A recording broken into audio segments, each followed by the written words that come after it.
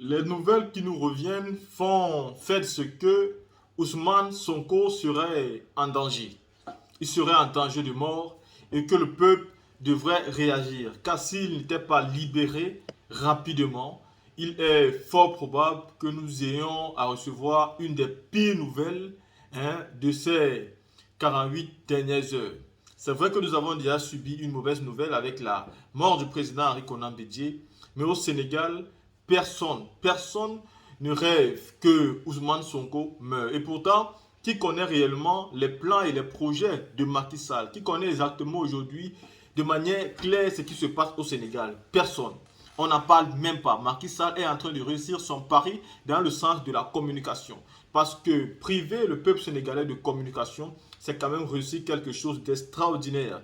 C'est déjà couper le monde extérieur du Sénégal et permettre à Macky Sall de réprimander le peuple comme bon lui semble. Il peut donc massacrer qu'il veut, tuer qu'il veut, emprisonner qu'il veut, du moment où il n'y a pas les réseaux sociaux. Comment nous pouvons être au courant de cela? Car sur Internet, tout a été coupé. Voilà pourquoi j'ai l'habitude de vous dire que ces présidents-là qui décident souvent de vous informer qu'ils ne seront pas candidats, en fin de compte, sont encore pires qu'ils décident de le dire. Parce que quand ils disent qu'ils ne seront pas candidats, ils vont tout faire pour exclure tous ceux qui peuvent être candidats, mais qui derrière viendront encore vous dire non, je suis candidat de manière spéciale. Ce que Macky Sall fait, Ouattara l'a déjà fait, mais Macky Sall est aussi en train de le faire aujourd'hui pour dire que c'est la nouvelle stratégie des présidents de la CEDEAO. Tous ceux qui sont dans la CEDEAO, c'est leur nouvelle stratégie. Mais eux se permettent clairement de partir parler de putschistes. Ils se permettent de parler de coup d'État. Et si on parlait un peu de ce que vous faites, comment ça s'appelle? Où est donc Ousmane Sonko? Pourquoi personne n'a des nouvelles d'Ousmane Sonko? Vous l'avez arrêté, vous l'avez appris. Il est où exactement? Et pourquoi les nouvelles qui nous reviennent disent que Ousmane Sonko est en danger de mort, que ce qu'ils sont en train de faire subir à ce monsieur-là, même s'il revenait en liberté aujourd'hui, il devait être très difficile pour lui de se remettre sur pied. Et je pense clairement que c'est l'objectif de monsieur Macky Sall. Macky Sall ici ne cherche pas tout simplement de priver Ousmane Sonko de sa liberté parce qu'il sait que le peuple peut sortir, le peuple peut se mobiliser pour demander la libération. Je pense que Macky Sall va utiliser toutes les voies les plus illégaux, les voies les plus sales pour nuire à Ousmane Sonko, pour faire à ce que même s'il est libéré, qu'il n'ait même pas les capacités de se présenter au poste de la présidence de la République du Sénégal. Voilà pourquoi le peuple sénégalais doit une fois de plus se mobiliser comme jamais. Je sais que les Sénégalais du Sénégal auront du mal à voir nos vidéos, mais nous savons que les Sénégalais du monde entier, de la diaspora, eux, ils reçoivent les vidéos et nous savons qu'ils causent avec leurs frères, même par appel direct depuis le pays, et qu'ils continuent à les déballer de tenir. Bon, Macky Sall est en train de tout faire pour centraliser le pouvoir et pouvoir choisir en 2024 qui deviendra président. C'est ce que je vous dis, Macky Sall veut choisir celui qui deviendra président. Soit ça sera lui-même, soit il choisira quelqu'un. Mais ça ne sera certainement pas une élection libre et transparente. La team, ceci étant dit, je vous laisse donc ici écouter encore une fois de plus la vidéo des avocats d'Ousmane Sonko. Monsieur le procureur de la République, nous sommes venus ici vous dire que nous n'avions pas peur. Nous sommes venus ici, au Sénégal, où s'engage le devenir humain, dire à tous ceux qui nous entendent qu'ils ne doivent pas avoir peur. Ousmane Sonko, porteur de l'espoir du grand peuple des déshérités, a été arrêté. Ce n'est pas le cas de l'espoir qui se levait à ses côtés. Cet espoir que les balles n'ont pas réussi à détenir résonne par-delà ces contrées. Il s'élève et s'appose dans les cœurs des centaines de milliers d'exilés qui, de Paris à Hong Kong, ont dû fuir la misère que leurs gouvernants généraient. Cet espoir va au-delà. Il est celui de toutes les masses sombres et obscures qui, partant des jeunes déshérités de Thiès, voguent jusqu'aux gilets jaunes français, en passant par les enfants de Gaza, les femmes et hommes maltraités, tous ceux qui crient liberté, dignité, souveraineté. Cet espoir, aucune digue et aucun procureur ne saura l'arrêter. Je suis venu vous dire, monsieur le procureur, qu'une masse sombre et obscure vous toise, vous et vos décisions d'apparence si fermes et si assurées. Une masse sombre et obscure qui fut celle de vos ancêtres. Qui fut celle qui, en des temps reculés, se leva pour mettre fin au regard clair qui l'esclavagisait et la soumettait.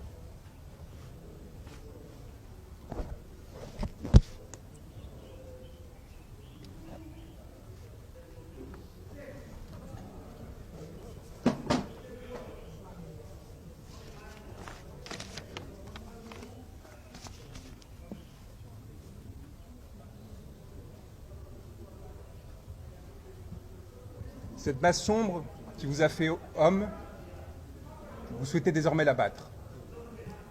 C'est une masse sombre que vous craignez désormais plus que tout, contre laquelle vous vous êtes montré, prête à lever des armes destinées à la protéger. Monsieur le procureur de la République, l'espoir du monde résonne au Sénégal, où un juste, il y a quelques années, s'est levé.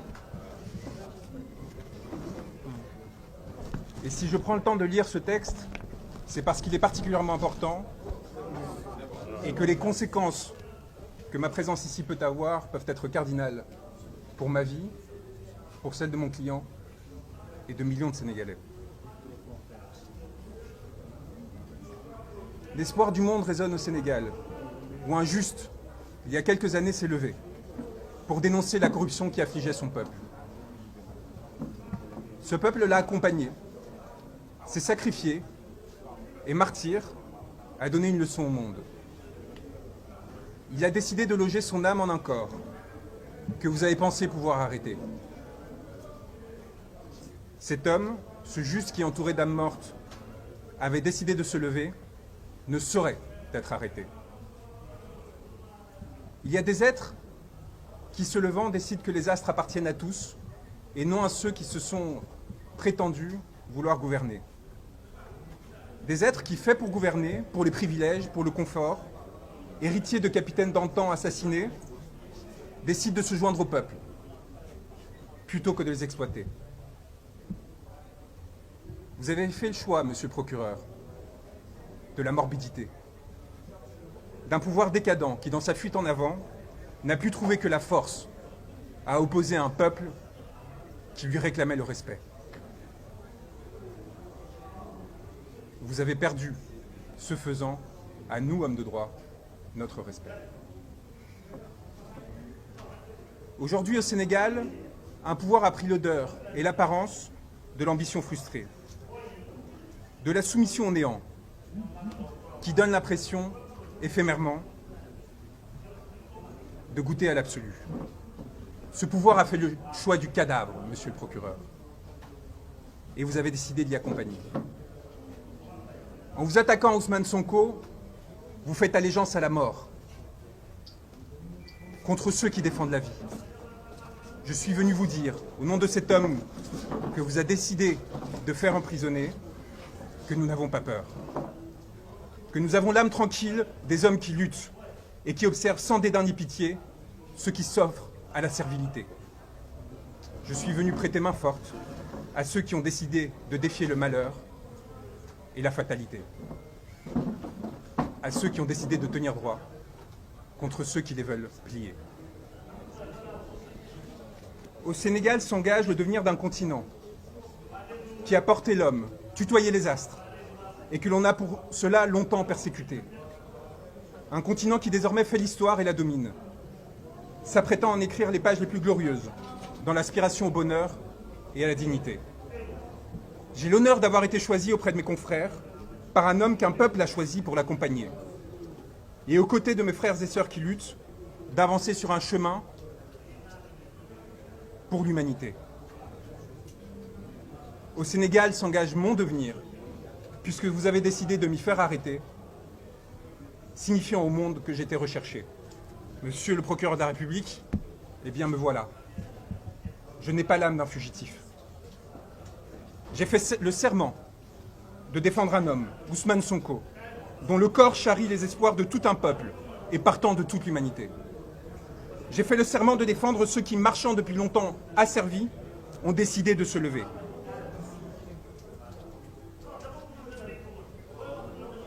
Vous avez décidé de le faire arrêter, ce corps qui s'est érigé, s'est redressé, et à travers lui, d'arrêter 17 millions de Sénégalais. Vous l'avez espéré à la menace, l'intimidation, la corruption, servile et soumis. Vous n'avez pas supporté que, rehaussant son regard, ce corps et cette âme disent non. Non, je ne céderai pas. Non, je ne me soumettrai pas. Non, je ne me plierai pas. Trop de siècles sont passés, j'aspire désormais à la liberté et à la souveraineté. C'est donc tout naturellement en tant qu'avocat, mais également en tant qu'homme, qui sait ce qu'il doit aux siens, à tous ceux qui luttent, quelle que soit leur origine et leur couleur de peau, que je suis venu me porter à ses côtés. Et c'est donc naturellement que vous m'avez voulu arrêter. Moi, comme d'autres confrères et consoeurs, comme tant de journalistes, comme tant de citoyens. Car vous savez les reconnaître, monsieur le procureur. Les hommes qui, disant non, menacent vos intérêts. Je suis venu vous le dire, monsieur, que vous pouvez arrêter un homme, mais que vous ne pourrez rien contre la vague et le ressac qui viendront par la suite vous frapper. Nous sommes les héritiers et les ancêtres d'une longue lignée d'êtres qui ont ouvert leurs portes et qui ont ouvert toutes les portes aux sœurs et frères qui tremblaient. Plus de 600 Sénégalais demeurent enfermés du fait de leurs idées. Vous pourrez en arrêter 1000 autres, monsieur le procureur. Vous ne pourrez rien contre les champs humains que leurs mots et gestes s'apprêtent à ensemencer. Monsieur le procureur, je suis venu ici à Dakar vous dire que nous serons vos spectres et que plus jamais vous nous échapperez. Dans la nuit, dans le jour, aux côtés de ceux qui successivement se lèveront pour la justice et la vérité, vous nous aurez à vos côtés. Âmes rôdantes, torturées, pillées, assassinées, prêtes à frapper. Je suis venu vous dire, et je finirai là-dessus, qu'il n'y a de tranquillité que pour l'homme libre et pour celui qui à l'homme s'est voué. Les crimes que vous avez commis, messieurs les gouvernants, messieurs les magistrats, messieurs les hauts fonctionnaires, que vous avez autorisés, ordonnés, se sont inscrits dans la chair de l'humanité, imprescriptibles, et reviendront toute votre vie vous hanter. Et nous serons leurs garants, ceux qui s'assureront que plus jamais ces morts, ces blessés ne soient oubliés. Morts ou vivants, arrêtés ou libres, nous viendrons vous susurrer cette parole qui, jusqu'au plus profond de votre intimité, vous laissant trembler, agiter, accabler, prêts à tout pour vous sauver, vous ont amené à l'irréparable. Vous êtes damnés. Votre vie, désormais, est prise entre les raies de la fatalité. Vous êtes la tragédie, et vous rêvez de nous y emporter. Nous demeurerons solaires auprès de nos frères arrêtés, torturés, tués. Nous porterons leur mémoire, leur nom, de Falafleur à Papa Madou Keïta. Nous relayons sans cesse et sans craindre d'eau tomber, sans craindre votre barbarie ni votre sauvagerie, votre obsession du pouvoir et de l'indécence, notre souveraineté et notre liberté. Un mot. Le monde vous regarde, monsieur le procureur, et je suis venu vous le dire. Le monde nous regarde. À cet instant, les spectres que vous et vos ancêtres, qu'ils soient colons, exploiteurs, maîtres ou traîtres, ont enfantés, à ce moment-là, ils se réunissent et ils se complotent pour qu'en ces terres rejaillissent enfin beauté et liberté. Je tiens à vous remercier d'être présent, d'avoir le courage de votre travail, et je souhaite remercier mes confrères qui, au quotidien, défient les personnes qui atteignent à la souveraineté et à la liberté du peuple sénégalais, en leur disant que nous sommes là pour eux et que nous sommes honorés d'être à leur côté.